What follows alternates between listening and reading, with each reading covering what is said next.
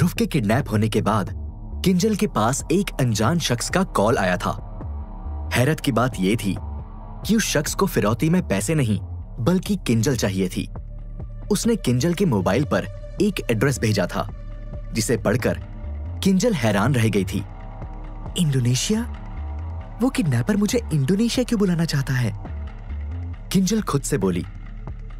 लेकिन पास खड़े रोहन ने भी ये सुन लिया और कहा, कहीं वो ध्रुव को किडनैप करके इंडोनेशिया तो नहीं ले गया? हो सकता है, लेकिन एक बात मेरी अभी भी समझ में नहीं आई। वो किडनैपर मुझसे क्या चाहता है? अगर उसे पैसों का लालच नहीं है तो मुझे वहां बुलाने की क्या वजह हो सकती है? किंजल कंफ्यूज होकर सोचने लगी। क्या आपका कोई दुश्मन है? कोई ऐसा जो आपको मारना चाहता है? या पिछले कुछ दिनों में आपकी किसी से कोई लड़ाई हुई हो? या फिर आपके बिजनेस में कुछ प्रॉब्लम हुई हो? रोहन ने सारी पॉसिबिलिटीज चेक करते हुए पूछा। इस पर किंजल ने कुछ देर सोचा और बोली, नहीं, ऐसा तो कुछ नहीं है, लेकिन वजह जो भी हो, मैं इंडोनेशिया जाऊंगी और ध्रुव को बचाकर वापस लाऊंगी। मिस किंजल, क्या आप श्योर हैं? आप इन सब में पुलिस को इन्वॉल्व नहीं करना चाहती? रोहन ने पूछा। हाँ, पुलिस को इन सब में इन्वॉल्व करूंगी तो किडनैपर नाराज होकर ध्रुव के साथ कुछ भी कर सकता है, किंजल ने कहा। तो फिर आप अपने साथ किसे ले जाएंगी? रोहन ने कंसर्न दिखाते हुए पूछा। किसी को नहीं, किंजल ने कुछ देर सोचने के बाद कहा। यह सुनकर रोहन हैरान रह गया। आप अकेली जाएंगी? हाँ, मेरे पास और कोई दूसरा ऑप्शन नहीं है, किंजल सीरियस होकर बोली। लेकिन मिस किंजल, अकेले उस किडनैपर के पास जाना काफी खतरनाक साबित हो सकता है, खासकर तब जब उन्हें आपसे पैसे नहीं, आप चाहिए। और अभी हमें कोई आइडिया नहीं है कि वो किडनैपर कौन है, अकेला है या पूरी गैंग है। रोहन ने किंजल को समझाने की कोशिश की, लेकिन किंजल अपने फैसले पर अड़ी रही। खतरा कितना भी बड़ा हो रोहन, लेकिन मुझे जाना ही होगा, ध्रुव के लिए, उसकी सेफ्टी के लिए। ठीक है, आप पुलिस को नहीं इन्वॉल्व करना चाहती, देन इट्स ओके, बट ध्रुव के मॉम डैड को तो बताइए, शायद वो कुछ हेल्प कर दें, रोहन ने सजेशन दिया। नहीं, मैं ध्रुव के मम्मी पापा को इस बारे में कुछ नहीं बता सकती, वो टेंशन में आ जाएंगे। और वैसे भी वो बिजनेस ट्रिप पर काफी दूर गए हैं, उनका इतनी जल्दी सिंगापुर आना और फिर मेरे साथ इंडोनेशिया चलना पॉसिबल नहीं हो पाएगा। और उन्होंने ध्रुव को मेरे भरोसे छोड़ा था, तो उसे बचाना भी मेरी ही जिम्मेदारी है, फिर इसमें चाहे मेरी जान ही क्यों ना चली जाए। इतना कहकर किंजल जज्बाती हो गई और उसकी आंखें नम हो गई। ये सुनकर रोहन ने कुछ देर इस बारे में सोचा और फिर कहा, अरे हाँ, आप तो उस बिग बुल के खास आदमी को भी जानती है ना, उनसे बोल दीजिए, फिर तो आपकी प्रॉब्लम चुटकियों में हल हो जाएगी। रोहन ने जानबूझकर बिग बुल का नाम मेंशन किया ताकि उसे पता चल सके कि किंजल और बिग बुल का आखिर क्या रिश्ता है। और उसने ये भी सोचा कि यदि बिग बुल के इसमें इन्वॉल्व होने से ध्रुव की जान बच जाती है तो इसमें हर्ज ही क्या है। रोहन के मुंह से बिग बुल का नाम सुनते ही किंजल कुछ देर के लिए चुप हो गई और फिर उसने गहरी सांस लेते हुए कहा, मैं चाह कर भी बिग बुल की मदद नहीं ले सकती। लेकिन क्यों? रोहन ने कंफ्यूज होकर पूछा। क्योंकि बिग बुल के साथ मेरा जो कनेक्शन है, शायद उसी की सजा ध्रुव को मिल रही है, किंजल ने सीरियस होकर जवाब दिया।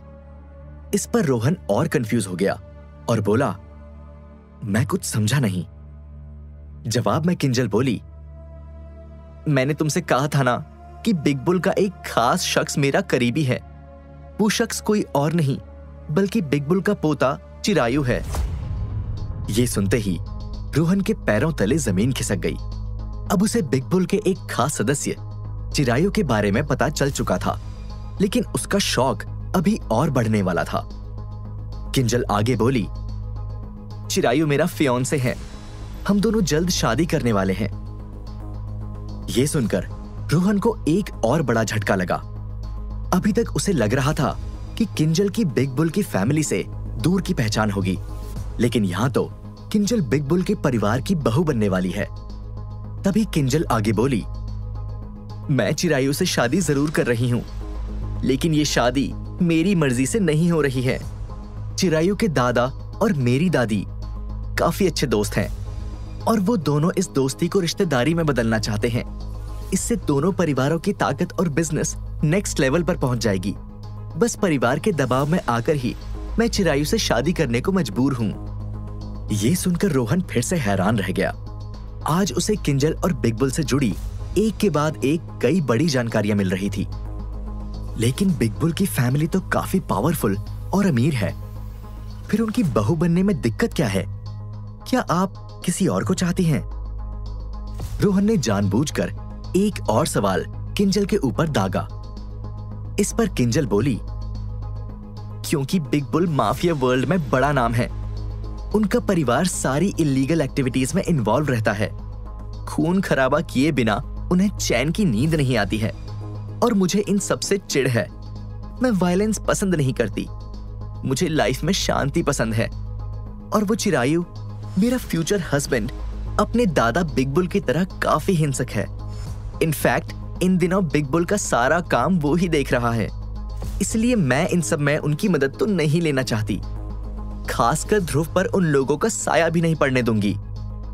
किंजल की ये बातें सुनकर रोहन अब सारा माजरा समझ गया। साथ ही उसे एक काम की चीज पता चली कि बिग बुल का सारा काम उनका पोता चिरायु देखता है। यानी बिग बुल तक पहुंचने से पहले उसे चिरायु तक पहुंचना होगा और इस काम में किंजल उसकी मदद कर सकती है। ये सोचते हुए रोहन बोला, मिस किंजल, यदि आपको कोई दिक्कत ना हो तो मैं आपके साथ इंडोनेशिया जाकर ध्रुव को लाने में मदद कर सकता हूं। ये सुनकर किंजल कुछ पल के लिए हैरान रह गई। उसे ये जरूर पता था कि रोहन और ध्रुव की अच्छी बॉन्डिंग है, लेकिन उसने ये कभी नहीं सोचा था कि नाइट क्लब में काम करने वाला मामूली सा वेटर अपनी जान की परवाह किए बिना उसकी मदद करेगा।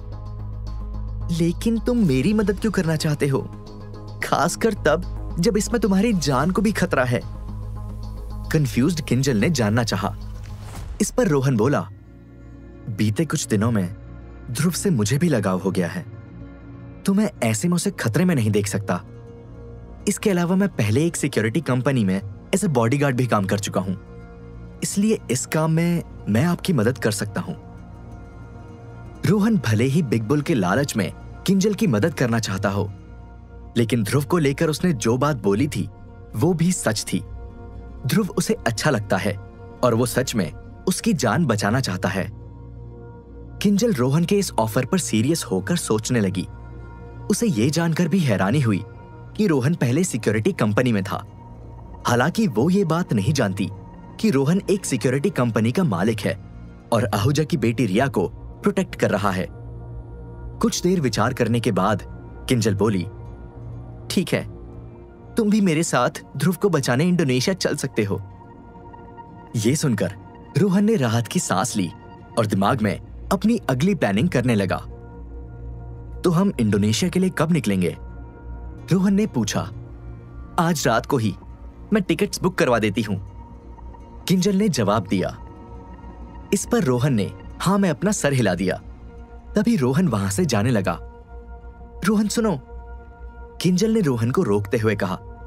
हाँ बोलिए मिस किंजल, रोहन ने पलटकर कहा। इस पर किंजल ने रोहन को भरोसे भरी निगाहों से देखा और हल्का सा मुस्कुराते हुए बोली, thank you for your help, वरना आज के जमाने में कोई बिना किसी स्वार्थ के कहां किसी की मदद करता है। किंजल की ये बात सुनकर रोहन थोड़ा नर्वस हो गया और यू आर वेलकम के अलावा कुछ और नहीं कह पाया। रोहन को मन में इस बात का बुरा भी लग रहा था कि जब किंजल को पता चलेगा कि वो उसका इस्तेमाल बिग बुल तक पहुंचने में कर रहा है तब क्या होगा। हालांकि फिलहाल रोहन के लिए अपना मकसद ज्यादा जरूरी था। रोहन खड़ा खड़ा ये सब सोच ही रहा था कि तभी किंजल बोली, रोहन एक और बात, हम इंडोनेशिया क्यों जा रहे हैं इस बारे में किसी को बताना मत। मैं नहीं चाहती कि ये खबर बाहर मीडिया में लीक हो और हमारी दिक्कतें और भी बढ़ जाएं। इस पर रोहन ने हाँ में अपना सर हिला दिया और वो वहां से चला गया।